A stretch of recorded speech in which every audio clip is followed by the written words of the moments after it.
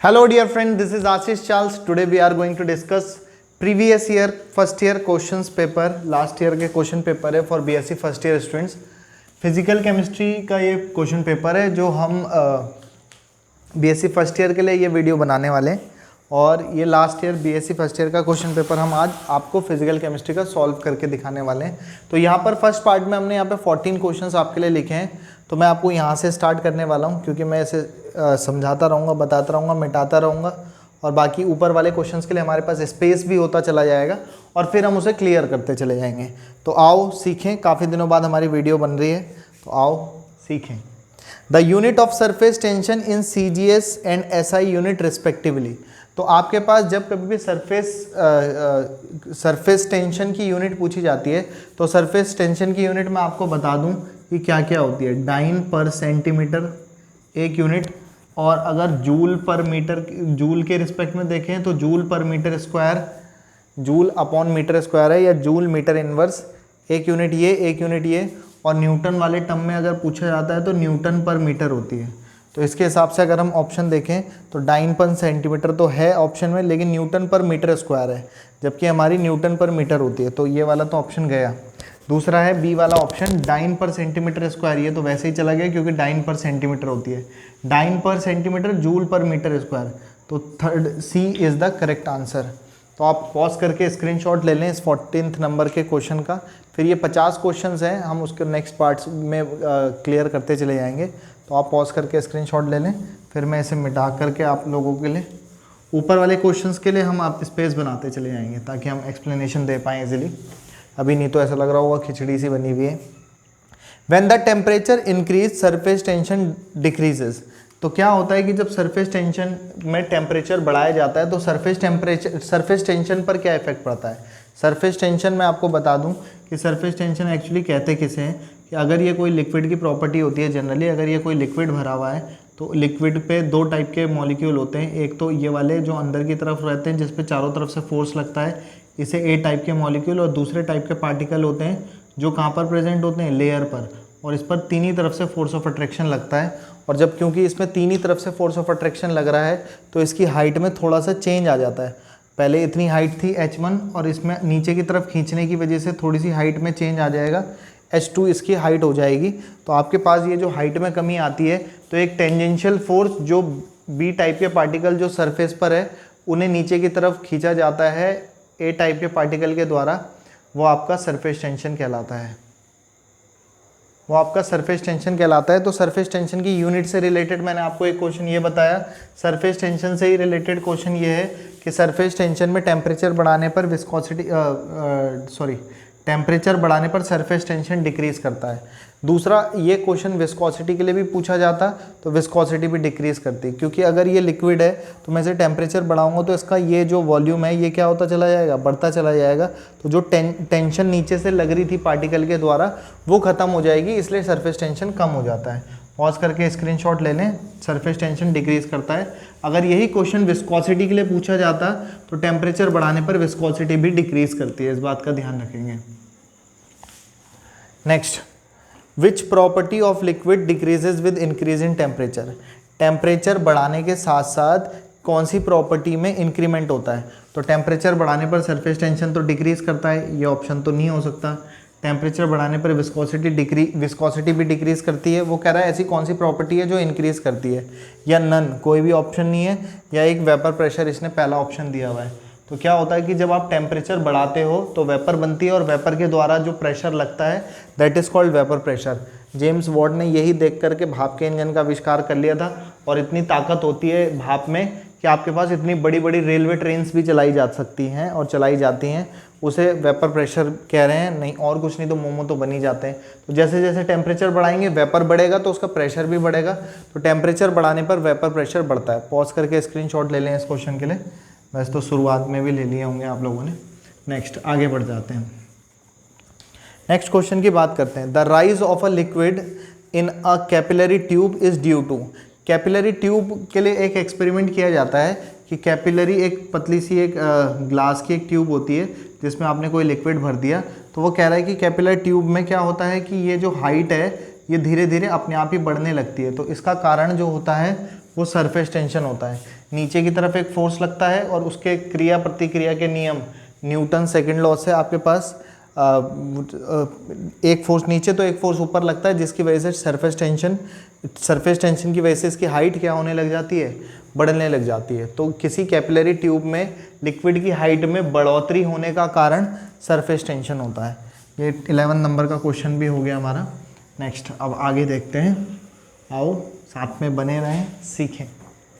Expansion of a gas above inversion temperature. Inversion temperature, इस question को अभी देखते हैं, फिलहाल इस पे आते हैं पहले 9 नंबर के क्वेश्चन पे।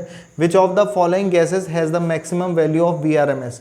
तो कौन सी वाली वैल्यू है जिसमें VRMS की वैल्यू ज़्यादा होती है, या VRMS की वैल्यू किसके लिए ज़्यादा होती है, वो आप ध्यान से देखेंगे। तो VRMS का जो फॉर्मूला होता है बेसिकली वो होता है आपके पास √3RT/m। √3RT/m ये VRMS का फॉर्मूला होता है। इस पे बेस्ड एक क्वेश्चन, इस क्वेश्चन को मैं यहाँ पे एक और क्वेश्चन करा देता हूँ। उसने पूछा था, यहीं पे भी एक क्वेश्चन पूछा है, the root mean square velocity is, 4 option दिए थे, तो चारों ऑप्शन में से एक ये वाला ऑप्शन √3RT/m ये फॉर्मूला होता है VRMS का। तो ये 4th नंबर का क्वेश्चन भी मैंने अभी बता दिया आपको, वो लग गया। अब आप ये सोचो कि जिसका मोलर मास, ये एक्चुअली मोलर मास होता है, तो जिस गैस का मोलर मास जितना ज़्यादा होगा उसकी VRMS वेलोसिटी जो होगी वो क्या होगी, कम होगी। तो आप यहाँ पे अगर आप इसका मोलर मास करोगे तो 12 और 4 16 इसका मास है, इसका 44 ग्राम है, इसका 2 ग्राम मास है, इसका 32 और 16 दूना 32, 32 दूना 64 ग्राम इसका मास होगा। ऐसे करके मोलर मास होगा या मास होगा सिंपली। तो इसमें सबसे कम मास किसका है, हाइड्रोजन का। तो जितना कम मास होगा VRMS उतना ज़्यादा होगा, तो hydrogen will be the correct answer. तो हाइड्रोजन क्यों इसका आंसर हो गया वो आपको समझ में आ गया होगा, क्योंकि हाइड्रोजन का मास सबसे कम होता है, तो आपके पास VRMS की वैल्यू इसकी मैक्सिमम होगी इस फॉर्मूले के अकॉर्डिंग। ये 2 क्वेश्चन हो गए यहाँ के, 9 नंबर का क्वेश्चन भी हो गया, 4th नंबर का क्वेश्चन भी हो गया। Formula of inversion temperature is, inversion temperature का फॉर्मूला Ti = 2A/RB होता है, जहाँ पे A और B van der Waals constant होते हैं, 2 तो कांस्टेंट है ही हमारा, R का मतलब गैस कांस्टेंट जो हम लेते हैं वो है। द टेम्परेचर, 7 नंबर का क्वेश्चन है, the temperature at which the second virial coefficient of a real gas is 0। ऐसा कौन सा किस टेम्परेचर पर, ये क्वेश्चन बिल्कुल जब तक डायरेक्टली पढ़ा नहीं होता तब तक ये क्वेश्चन नहीं लगता। The temperature at which second virial coefficient of a real gas is 0 called. ऐसे टेम्परेचर को बॉयल्स टेम्परेचर कहते हैं, कि ऐसा टेम्परेचर जिस टेम्परेचर पर आपके पास second virial coefficient for a real gas 0 हो जाता है, ऐसे टेम्परेचर को बॉयल्स टेम्परेचर कहते हैं। तो ये 7 नंबर का क्वेश्चन भी हो गया आपका। 6 नंबर पे आता है, the gas that is heated up during Joule Thomson effect at a constant temperature is. फिर से बता देते हैं आपको, आपके पास the gas that is heated up during Joule Thomson effect. Joule Thomson effect में जब कभी किसी गैस को क्या किया जाता है, हीटअप किया जाता है ऑर्डिनरी टेम्परेचर पर, तो ऑर्डिनरी टेम्परेचर पर कौन सी वाली गैस हीटेड अप हो जाती है जूल थॉमसन इफेक्ट में, जूल थॉमसन इफेक्ट जब हो रहा होगा उसमें उसके ऑर्डिनरी टेम्परेचर पर। तो आपको ये आंसर याद रखना है कि ये हाइड्रोजन और हीलियम ही गैसेस ऐसी होती हैं कि जो हीटेड अप हो जाती हैं जूल थॉमसन इफेक्ट में ऑर्डिनरी टेम्परेचर पर।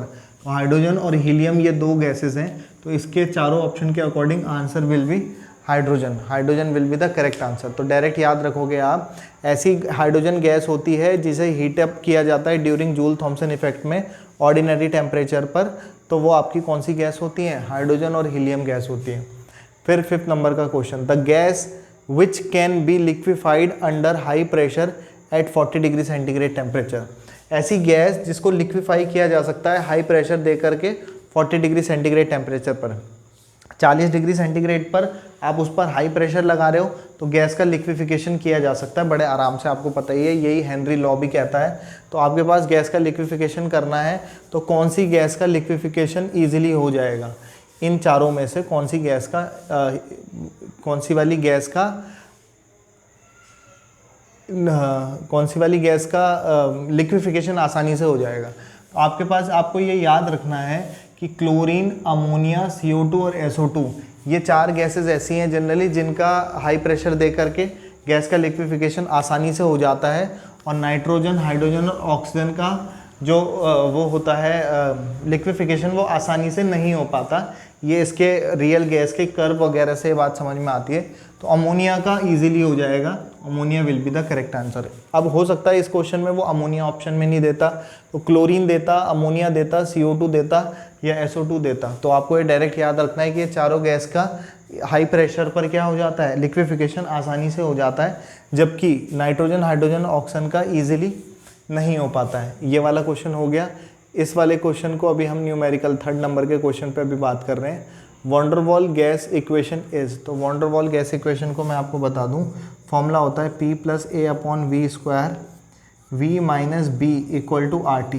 आप पर आपके पास ऑप्शन में ये आंसर नहीं रहा होगा, ये 1 मोल के लिए है, उसने n मोल के लिए पूछा था। याद रखोगे इसे, P+AN², यहाँ पे n² आता है, कई बच्चे n करते हैं लेकिन n नहीं आता, n²/V², V - NB = nRT। ये आपका van der Waals gas equation होता है फॉर n मोल्स। तो उसने जो 4 ऑप्शन दिए थे उसमें से ये वाला करेक्ट ऑप्शन होगा।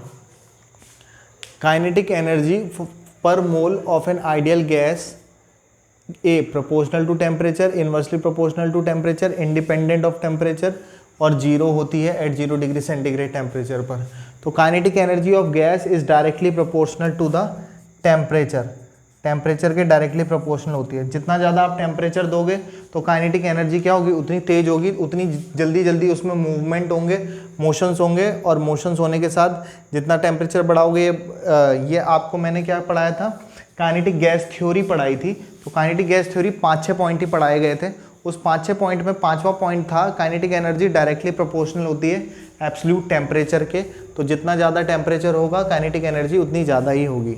वैसे भी टेम्परेचर बढ़ाने पर मॉलिक्यूल्स के, गैसियस मॉलिक्यूल के मूवमेंट बढ़ेंगे, काइनेटिक मोशंस बढ़ेंगे, काइनेटिक एनर्जी बढ़ जाएगी। तो एक क्वेश्चन न्यूमेरिकल टाइप वाला वो रह गया, और एक और क्वेश्चन यहाँ पे ये रह गया है इन्वर्जन टेम्परेचर से रिलेटेड, हीटिंग कूलिंग वाला। इस पे अभी बात करेंगे फिलहाल। इसको मैं यहाँ पे मिटा रहा हूँ, सभी क्वेश्चंस को पॉज करके आपने स्क्रीनशॉट ले लिए होंगे सभी के लिए, और नहीं तो साथ साथ कॉपी में लिखते रहा करो जब मैं बोलता हूँ। तो एक न्यूमेरिकल क्वेश्चन ये बचा हुआ है, इसके लिए मैं स्पेस बना दिया आप लोगों के लिए। अब यहाँ पे देखते हैं, आओ सीखें। तो इसने देखो क्या क्या पूछा है, वॉल्यूम निकालना है। Occupies by 22.4 gram of a gas, vapour pressure नहीं है एक्चुअली, ये वेपर डेंसिटी दिया है, वेपर डेंसिटी इतना दिया है एनटीपी पर। तो एनटीपी पर आपको क्या करना है, वॉल्यूम कैलकुलेट करना है। ऐसी गैस का वॉल्यूम कैलकुलेट करना है जिसका मास 22.4 ग्राम है और वेपर डेंसिटी इतना है। तो अब आपके पास यहाँ पर ये जो दिया हुआ है वो मास दे रखा है, आपको वॉल्यूम कैलकुलेट करना है। तो कैसे निकालते हैं वो सीखते हैं। तो वॉल्यूम, वैसे तो डेंसिटी हमें पता है मास पर यूनिट वॉल्यूम होता है, लेकिन यहाँ पे तो डेंसिटी वगैरह भी नहीं दी है, ये तो वेपर डेंसिटी है, डायरेक्ट डेंसिटी नहीं दी है। तो इस फॉर्मूले से कई बार दिमाग में आता है शायद इससे हो जाए, लेकिन इससे भी हम कर नहीं पाएंगे। तो अब इसके लिए इससे नहीं कर पाएंगे तो हम क्या करेंगे, उसे समझने की कोशिश करते हैं। तो सबसे पहले एक बात मैं आपको बता दूं, vapour density equal to formula होता है molar mass upon 2। Vapour density equal to होता है फॉर्मूला मोलर मास अपॉन 2। तो यहाँ से अगर मैं मोलर मास कैलकुलेट करेंगे तो ये आएगा वेपर डेंसिटी इंटू 2, जबकि वेपर डेंसिटी कितना दिया है 11.2 इंटू 2, जो कि कितना आ जाएगा 22.4। तो ये तो आया आपके पास मोलर मास। तो मोलर मास जो आ गया वो ग्राम वाली यूनिट में आ गया होगा, लेकिन आपको मोलर मास ही आया है, आपको तो वॉल्यूम कैलकुलेट करना है। तो पहले आप यहाँ पे से निकालोगे नंबर ऑफ मोल्स।